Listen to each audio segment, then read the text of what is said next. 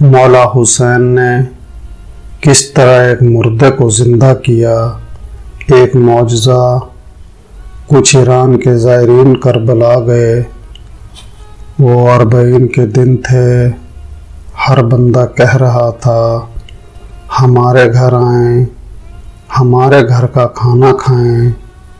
کہتا ہے ہمیں جلدی کربلا پہنچنا تھا، ہم نہیں رکے۔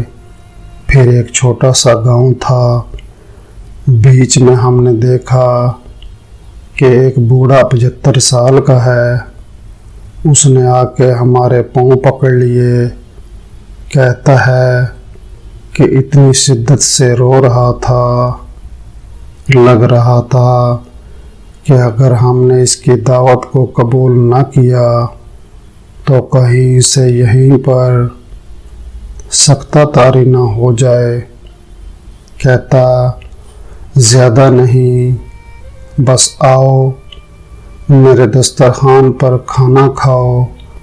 اگر تم میرے دسترخوان پر کھانا کھاؤ گے تو میں گویا سمجھوں گا کہ مولا حسین میرے گھر پر مہمان بن کر آئے ہیں۔ ہم نے کہا بوڑھا ہے، ہم نے کہا ٹھیک ہے، بس کھانا کھائیں گے اور جلدی وہاں سے نکل جائیں گے۔ کہتا ہے ٹھیک ہے، 1-2 گھنٹہ آرام کرو اپنی جگہ پر، میلے کپڑے وغیرہ دھو لو، تھوڑا فریش ہو جاؤ گے، 2 لقمے کھاؤ، مجھے غریب پر احسان کرو، میرا دل خوش ہو جائے گا۔ کہتا ہے ہم اس کے گھر چلے گئے۔ اس نے کہا کہ میں 1 گھنٹے میں کھانا تیار کرتا ہوں، اور اتنے میں ہم تھوڑا سا کمر سیدھی کر کے بیٹھ گئے۔ اس بوڑھے کے گھر کی ایک دیوار پر ایک پینٹنگ لٹکی ہوئی تھی۔ پینٹنگ تھوڑی عجیب سی تھی۔ اس نے تھوڑا ہمیں اپنی طرف کھینچا۔ ہم نے کیا دیکھا، اس پینٹنگ میں ایک تابوت ہے، اس میں ایک میت ہے، اور اس تابوت کے ساتھ میں ایک قبر کھودی ہوئی ہے۔ ہم نے اس بوڑھے سے پوچھا یہ کیسی پینٹنگ ہے؟ لوگوں کے گھروں میں اگر جائیں تو یا تو کربلا کی زرعی کی تصویریں ہیں، لیکن یہ کیسی پینٹنگ ہے جس میں تابوت ہے، تابوت کے اندر میت اور سامنے ایک کھودی ہوئی قبر ہے۔ بوڑھا آیا۔ ہم نے کہا بوڑھے بابا یہ بتاؤ کہ اس پینٹنگ کا ماجرا کیا ہے؟ بوڑھے نے کہا پہلے کھانا کھا لو، کہیں ایسا نہ ہو کہ میں بتاؤں اور تم رونے لگو۔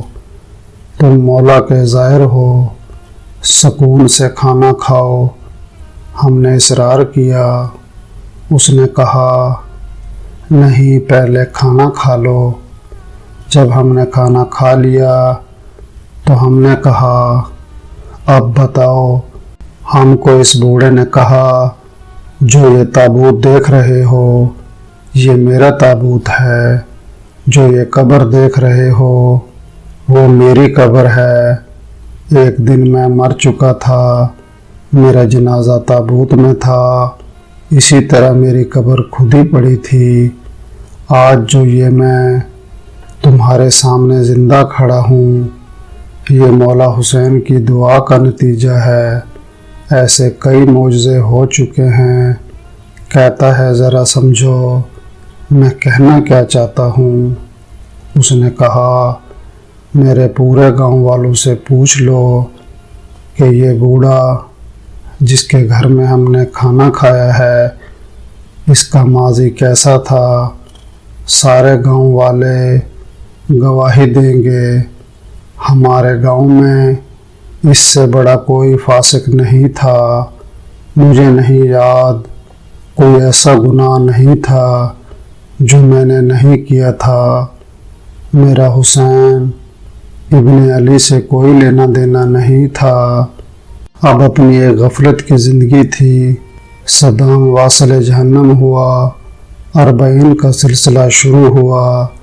میں نے دیکھا جوگ در جوگ کچھ لوگ ہیں جو کربلا میں حسین کی زیارت کے لیے جا رہے ہیں۔ میرا دماغ تو تھا ہی شیطانی۔ میں نے کہا ان کے درمیان جاتا ہوں، زائروں کو لوٹتا ہوں، کسی کا موبائل لوٹوں گا، کسی کے پیسے لوٹ لوں گا، تھکے ہارے ہوں گے لوٹ لوں گا۔ تو نکلا اپنا ارادہ لے کر۔ ایک چائے کی سبیل نظر آئی، آگے کھانے کی سبیلیں اور بہت طرح کی سبیلیں لگی ہوئی تھی۔ کہا کہ چائے پیوں، سبیل پر گیا، قہوہ اٹھایا، پینا چاہا۔ ایک نوجوان نے مجھے پہچان لیا کہ میں تو چور ہوں۔ اس نے کہا کہ قہوہ نیچے رکھو، یہ سبیل حسین کے زائروں کی ہے، چوروں کے لیے نہیں ہے، دور ہو جاؤ ہماری سبیل سے۔ برا لگا مجھے۔ میں نے کہا کوئی نہیں، آگے اگلی سبیل سے پی لوں گا۔ آگے بڑھنے لگا تو ایک بوڑھے نے اندر سے آواز دی کہ ادھر آ، کہاں چلے ہو؟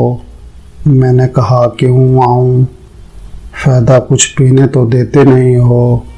اس نے کہا شرم نہیں آتی؟ گاؤں والے سارے مرد مدد کر رہے ہیں، حسین کے زائروں کی خدمت کر رہے ہیں، تو خدمت نہیں کرے گا؟ اب کہتا ہے کہ میں حسین کو جانتا نہیں ہوں، میں مانگتا نہیں ہوں، کوئی غرض نہیں، کوئی لالچ نہیں، پھر ایسے میں کیا مدد کروں؟ اس نے کہا دیکھو چائے بنا رہے ہیں، چینی ختم ہو گئی ہے، جاؤ 2 کلو چینی لے کر آؤ۔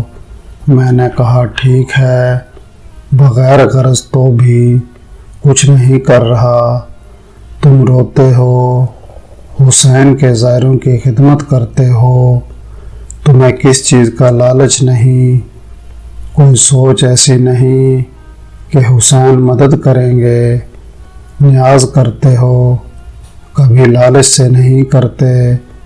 میں نے کہا ٹھیک ہے، میں لے آتا ہوں چینی۔ میں نے 2 کلو چینی لی۔ واپسی پر ایک اور سبیل چل رہی تھی۔ میں نے کہا چائے یہاں پر پیوں گا، پھر آگے جاؤں گا، اس کی چائے نہیں پیوں گا، کیونکہ میری عزت نفس نے روکا، نہ کہ پہلے اس نے پینے نہیں دی، اب اس کی سبیل سے نہیں پیوں گا۔ کہنے لگا چینی لی، جا کر اس کے ٹیبل پر رکھ دی۔ اس سبیل والے نے کہا کہ چینی میرے لیے لے کے آیا۔ اس نے کہا مولا کا زائر چینی لے کر آیا ہے۔ اس نے کہا کہ میں روک نہیں سکا، بتا نہیں سکا اس کو کہ آپ کے لیے نہیں ہے، یہ تو اگلے والے کے لیے ہے۔ میں نے کہا چلو اگلے والے کے لیے 2 کلو اور لے جاؤں گا۔ آگے بڑھا، کہتا ہے قضا پوچھ کر نہیں آتی، آج انسان جو سوچ رہا ہے نہ کہ 2 سال بعد مروں گا یا 10 سال بعد مروں گا، یہ تیری بھول ہے۔ چند سیکنڈ لگتے ہیں روح کو بدن سے نکلنے میں۔ کہتا ہے سینے میں تکلیف ہوئی، گر گیا، اچانک دیکھا روح نکل چکی ہے، بدن زمین پر پڑا ہوا ہے۔ لوگ دوڑے دوڑے آئے، چیک کیا کہ بندہ تو مر چکا ہے۔ اس نے کہا کہ اتنا تو میں فاسق تھا کہ میرے جنازے کو کوئی کندھا دینے کو تیار نہیں تھا، میرے کوئی رشتہ دار تیار نہیں تھے۔ 4 مزدور ڈھونڈے، انہوں نے کندھا دیا۔ سمجھ رہا تھا خواب دیکھ رہا ہوں، لیکن جب اپنی کھودی ہوئی قبر کو دیکھا، تابوت میں اپنے جنازے کو دیکھا، میں نے کہا خواب نہیں، مر چکا ہے۔ کہتا ہے کہ اس عالم میں پریشان تھا کہ کسے پکاروں، بندہ کچھ کرے نہ تو اللہ کو پکارے، نہ خدا کو صحیح سے مانتا تھا۔ کہتا ہے کہ قبر کے کنارے 2 عذاب کے فرشتے کھڑے تھے، ہاتھوں میں گرج لیے، ان میں اتنی ہیبت تھی، جب دیکھتے تھے گویا میرے اندر سے جان کو کھینچ لیتے تھے۔ سمجھ گیا اتروں گا قبر کا، دروازہ بند ہوگا تو عذاب شروع ہو جائے گا۔